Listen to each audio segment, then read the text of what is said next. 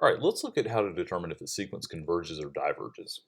Really, all you have to do is take the limit of the sequence, the formula you're given for it, and if the limit exists, the sequence converges to that limit. And if the limit does not exist, then the sequence diverges. And it can diverge in a couple of different ways that we'll see in these examples here. First up, let's look at this one. A sub n is n squared plus 1 over n.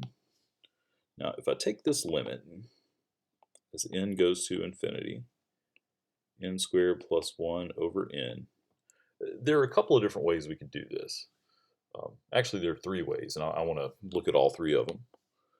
If you learned how to do this really formally, you multiply the top and bottom by 1 over n, and that turns it into limit as n goes to infinity. When you distribute that 1 over n across the top, you get n plus 1 over n over 1. And now if you plug that infinity in, or if you think about what happens when n goes to infinity, this goes to infinity, this goes to 0, and you're left with infinity over 1, which is infinity. So this thing diverges. Now, another way you can do this is using Hopital's rule. When you look at the original limit here, you say as n goes to infinity, this is infinity and that's infinity. So you could say this is equal, by Hopital's rule, to limit as n goes to infinity of 2n over 1. And when n goes to infinity, that goes to 2 times infinity over 1, which is infinity. So this also diverges. I shouldn't say it also diverges. It's the same thing. But that's another way of seeing that it diverges. But a more intuitive way of seeing this is the top is n squared plus 1. That's going to grow faster than n. So just by looking at the dominant terms here, n squared over n, the top grows faster.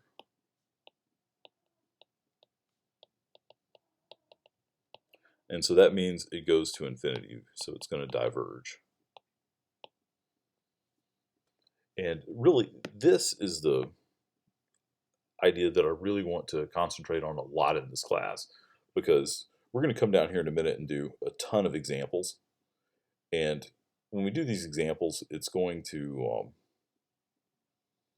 writing them all out formally would take forever.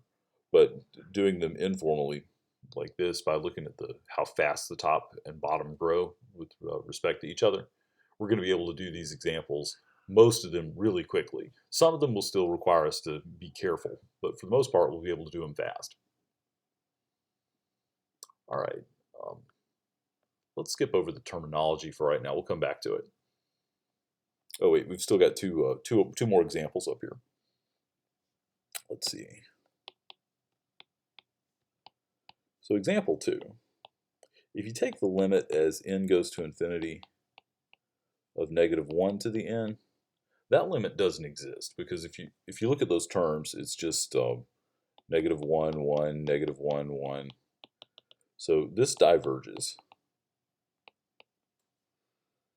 because it oscillates. So it never approaches any particular limit, it just bounces back and forth. So it diverges. And then problem 3 here. Problem 3, if we take the limit of this as n goes to infinity, you've got 3 to the n over 2 to the n plus n. All right. I want to look at this one by looking at the dominant terms. On top, you're going to have 3 to the n, and that's going to grow a lot faster than 2 to the n. And the n over here, we can really kind of ignore, because it grows so much slower than 2 to the n. So the top grows faster. So therefore, this is going to go to infinity, and the sequence is going to diverge. All right, so all this business about one thing growing faster than another, I've got a chart here that will help you keep track of what grows faster than other things. I call it my rabbit and turtle chart.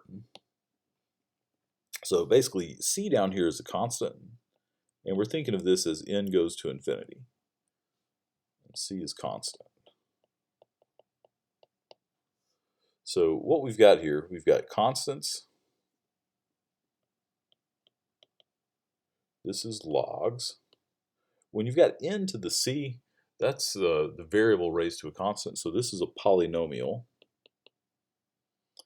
C raised to the n, that's an exponential. And n, this is n factorial. And up at the top, you've got n to the n. And so this rabbit turtle chart tells you which things are faster than others. So what this means is if n's going to infinity, logs are going to outrun constants. Every polynomial is going to outrun every log. Every exponential is going to outrun every polynomial. And every factorial is going to outrun every exponential.